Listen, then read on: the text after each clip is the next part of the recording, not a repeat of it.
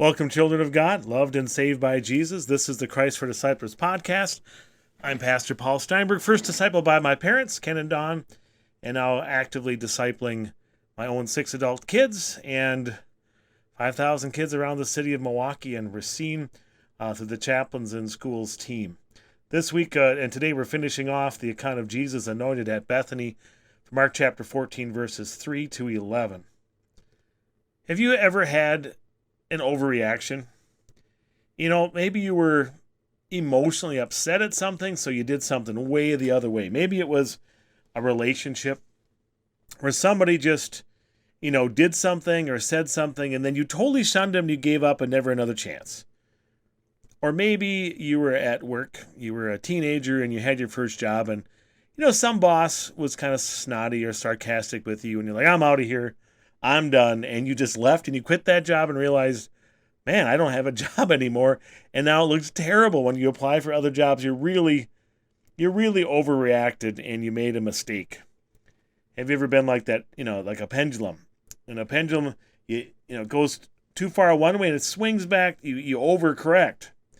And that's the way it often happens in life, where people see something and then they overreact, and Satan can get them to go that way and just get them upset and feel right about it.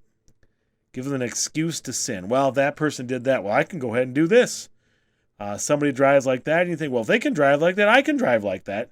And you're worse, or whatever. It happens. We sin and we fall, and we see that as our account ends up looking at Judas and seeing the tools that Satan used to kind of lead him down the road that led him finally to despair. And we want to look at his mistake, his sin, and look at our own and help us, train the next generation of children to be ready. Be ready for their own sins and not to overreact and not to get upset and not to get away from Jesus like Judas did. Let me read verses 10 and 11 of Mark chapter 14. Then Judas Iscariot, one of the 12, went to the chief priests to betray Jesus to them. They were delighted to hear this and promised to give him money. So he watched for an opportunity to hand him over. So this lady did a beautiful thing according to Jesus. Poured out all this perfume on Jesus to prepare him for his burial. She got the gospel. She did it, and Jesus thought it was wonderful, but a bunch of people didn't like it. And we hear elsewhere that Judas was one of them. And we hear it right here that he was affected by it.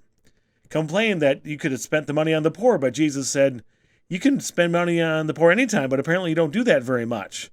You should go help them before you start calling out others, kind of call them hypocrites for being quick to correct this lady and asking her to do something they didn't do themselves.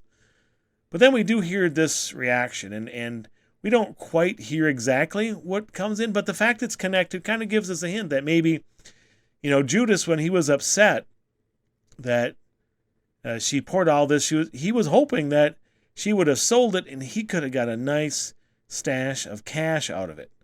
Sold for $100,000, and he could have probably grabbed 5,000 of it and nobody would have even noticed. Wow, what a deal. And now she's going to do that, and Jesus said it's a beautiful thing. I'm the treasurer and I get gypped out of this?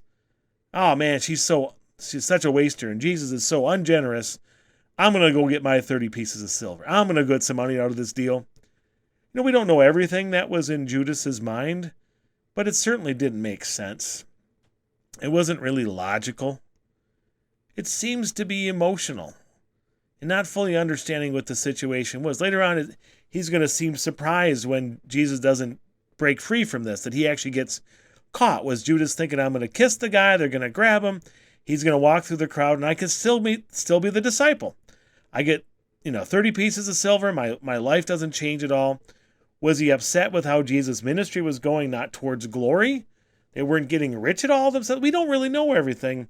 But it seems that this last thing of this lady wasting all that money led him to go out and finally do what he was maybe contemplating before. He overreacted, fell into this temptation, and ultimately lost himself and his faith because he got away from Jesus. And I've seen Christians, this is a Christian that Satan does this attack on. Gets somebody to do something, they overreact, and maybe they did something wrong. Maybe there was something, but they overreact so much they get away from Jesus. That happens with anything in church. the bigger, the more controversial, the better. I had come into a church when they had just had a big building project, gorgeous building. They needed it. Their old building wasn't that good. Their new building was great for ministry. They reached a lot of new people. Fantastic. I thought the building was worth every penny. But in the process of voting on it and deciding it, some people got really mad. And now I don't know how it really went down.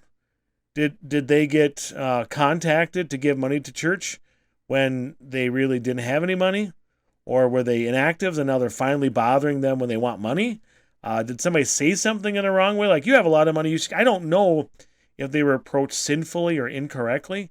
All I know is what they told me was that, yeah, and then they went and built that church anyway, and so now I'm not going to church anymore. Which my comment was, well, I, of course, invite you back, and, we would love to have you, but my big question was, so do you go to a different church now? And there were a bunch of other churches in Boston. I was hoping they went to maybe the Wells Church down the road, same church body, or at least went to a church. But normally, no, I don't go anywhere.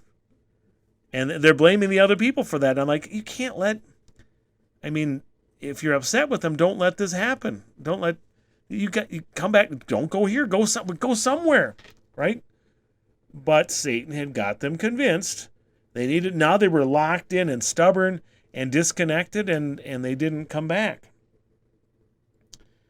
I had members at another congregation that got into a big fight as family members, both members of the same church.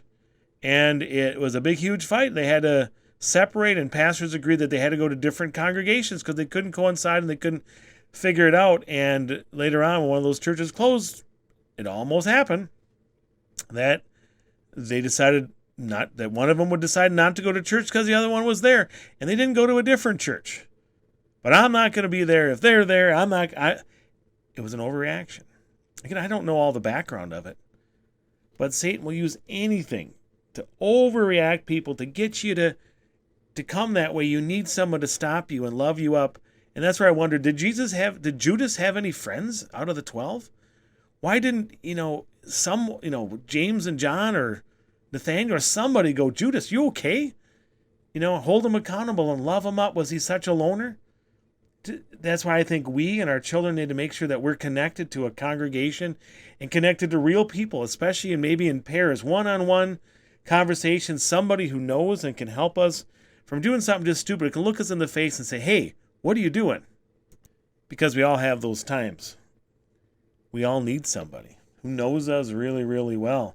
Family member, friend. Find those people at church and help our kids come up with real connections so that they get confronted and they're about to do something stupid. They're helped. Jesus, he was in the middle of all this. He was willing to be betrayed. He let Judas betray him because he wanted to save us.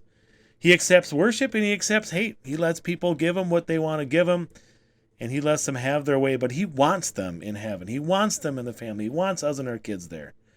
The Lord bless you and give you power as you disciple your children to not be like Judas. Amen.